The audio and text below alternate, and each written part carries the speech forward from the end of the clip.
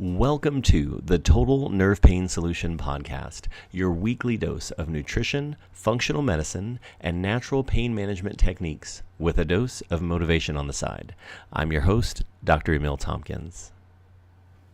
Thank you so much for joining me today. We're live here on Facebook, and we're going to talk about a couple of things, a real simple strategy to help with nerve pain, to help with tingling and numbness in the hands and in the feet, and the strategy that if you follow it well, will make a huge difference in how you're feeling and just a big difference in your health. So to begin, I actually want to start with a story. There was one day, my family and I were on a boat, and my family, we really love the water, and every once in a while, we have the opportunity to get in a boat, head out into the water and fish and swim and whatever, all sorts of great things we get to do. And so over the summer, there are 7 people that camp with us, usually my wife and my 4 kids, and they're all about a year and a half apart. My niece and I, which actually that gives us 5 kids, between the ages of, well, about 5 years apart. We have 5 kids that come with us and camp, and we go back and forth. We camp a good chunk of the summer. Well, one of our places, our all-time favorite places that we love to go, is Lake Powell. And if you know anything about Lake Powell, this place is massive. The lake is over 100 miles long, and it sits on the Arizona-Utah border, and the area literally looks like the moon. To me, it looks like the moon, like you're on some other planet, but with water. Not a lot of wildlife out above the water, but underneath. You have lots of fish, and it's just a really neat, interesting area. It literally feels like you are on another planet. Anyway, this lake was also about 100 feet deep, so it's just incredibly massive. So my kids at the time, their age ranged from somewhere between 4 and 10. We were all on the boat. And this is a pontoon boat. And when I say pontoon boat, imagine it's kind of like a really big piece of plywood sitting on top of 2 really big aluminum hot dogs. So piece of plywood, 2 aluminum hot dogs underneath. That's what this boat looks like. And we loved it because it was big enough to hold our families. So we felt like we were riding in style. We could hang out, be pretty comfortable. We could swim, fish, we could do all sorts of things. Our family had something with this that we could just enjoy that was special, a time that we can always remember. I had a place that my wife and kids loved to be, and I could be right there with them.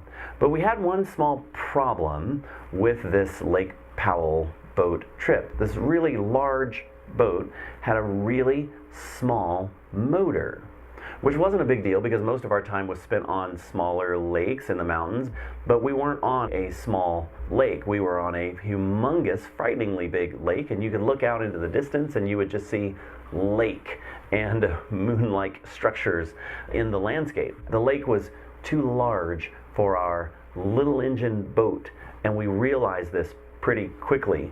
The little engine prepared the big boat and all of us incredibly slowly. So it would take a long time to get anywhere. And one day, on the way back from our journey, which will take you practically all day to go from one place to the other because we move so slow, on the way back we started to see changes in the air and the sky. We started to see the clouds rolling in.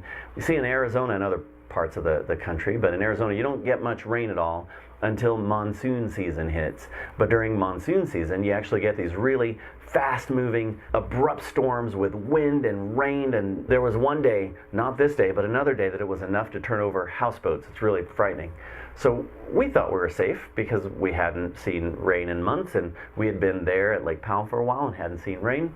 But it turns out on this particular day was the very first day of monsoon season, and it was about to hit us good, and we were at least 20 minutes from the shore.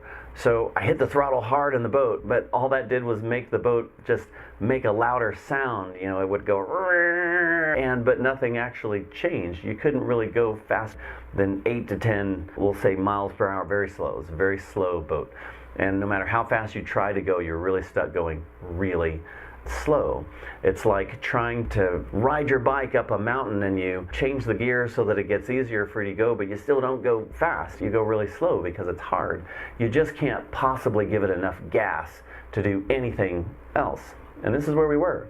And the winds came in. And when I say the winds came in and the waves started getting higher and higher. And oh, I don't think I told you that our dog was there too. My girl's fondly named Princess Sasha. My dog was there too. And so at this point, the waves are getting higher and higher, and our piece of plywood on top of 2 aluminum hot dogs was bouncing up and down. And one of those times I saw my 4-year-old as the boat had bounced. She bounced up into the air, my dog threw up, and my wife almost lost it.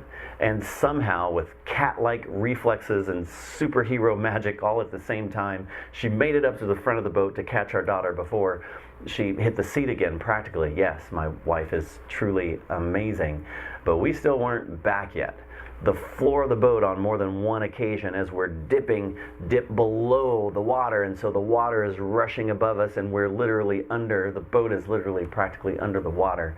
The kids were screaming that they were going to drown, and my wife's looking at me like, get us back, and get us back quickly, faster than our boat could actually take us. And I'm sitting here asking, why am I sitting here on such a huge boat with such a small engine? What are we thinking? We're moving so slow. And we needed to move much faster to be able to get back to safety. Now, eventually we did. We did get back to safety, and we all celebrated. We celebrated by getting off that boat as quickly as we could. We jumped into our trailer and we fell asleep. We were successful at getting home, but we realized that we had a big problem. We realized that we'd never be really successful in a lake as big as Lake Powell with a really big boat, but this tiny engine supplying power to it. We were always going to be unsuccessful. Now, the reason why I'm telling you this is because if you're dealing with nerve pain or the tingling and numbness of neuropathy, that's the big boat. This condition is something that affects so much of your life. It's caused by this nerve. The problem of neuropathy is this big, overwhelming problem. It can leave you hurting. It can leave you unable to balance well. It can leave you struggling with walking and traveling and having real quality time with people. Like, it's big. Neuropathy is like the big lake. And what you then do is you search. And you search and you try to find something and hold on to that something. Maybe you were looking online and you saw that maybe vitamin D could help neuropathy. And so you try it and maybe you see a difference. But it's hard to tell. It's like that small engine. You use something that could make a little bit of a difference, but not much of a difference that you could hardly notice. So then maybe you hear something else, like maybe a TENS unit can help with neuropathy. And so you grab another one of those small engines and you try it, and we don't see a lot of change. Each of these things may help a little bit, but the large scheme of things, they are the small engine just barely pushing you through your day in that big lake of neuropathy. We decided back in our boat story to trade in that shiny new piece of plywood with aluminum hot dogs underneath with a bigger but much older but lots more powerful boat. And what happened is we just cut through the water of the lake like it was nothing. We were able to zip right through Lake Powell without a whole lot of struggle at all. It completely changed our experience on the big lake. We'd move fast. I'd feel the wind rushing through. Well, I don't have enough hair to really say I felt the wind rushing through my hair, but we were able to conquer Lake Powell. I want you to have the big engine.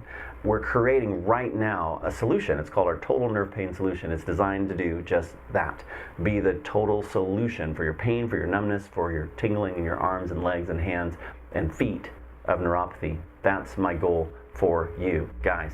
Don't settle for small impacts that make a small change in your neuropathy. Really work on doing something big. Really focus on taking the steps that you need and want to take to really make a fantastic change in your neuropathy, how you're feeling, how things are functioning, and you're going to see great things. Stay tuned. Very soon our course is gonna go live, and I want you to be able to experience that. Guys, I'm Dr. Emil Tompkins. I hope you have a great day, and we'll see you soon.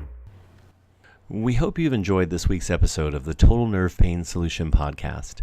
If you would like more information on any of our stories or would like to know how to get involved and share your story, find us on Facebook at facebook.com/Dr. Emil Tompkins. Don't forget to subscribe to our podcast on iTunes and leave an awesome review. Thank you so much. We'll see you soon.